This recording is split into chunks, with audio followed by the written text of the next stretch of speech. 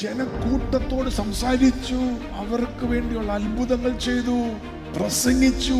മടുത്തിരിക്കുന്ന Yeshu, how does he re-energize himself? He went back to prayer. Fall in love with prayer. Fall in love with the presence of God. My body is tired, but I will still pray. അതിന്റെ അകത്താണ് എന്റെ വിടുതൽ, അതിന്റെ അകത്താണ് എന്റെ energy. പലപ്പോഴും പിശാചിന്റെ ഒരു തന്ത്രമാണ് നീ ടയേർഡ് ആക്കി നിന്നെ തോന്നിപ്പിക്കുന്നത്. ബിക്കോസ് ടയേർഡ് എന്ന് പ്രാർത്ഥിക്കണ്ട, മടുത്തു എന്ന് വിചാരിക്കുമ്പോൾ പെട്ടെന്ന് ഒരു സിനിമ വന്നാൽ ടയർഡ്നെസ് മാറി 3 മണിക്കൂർ കാണിയല്ലേ. എന്നാൽ മടുത്തിരിക്കുമ്പോൾ ഇതൊരു തന്ത്രമാണ് പിശാചിന്റെ. I'm going to pray.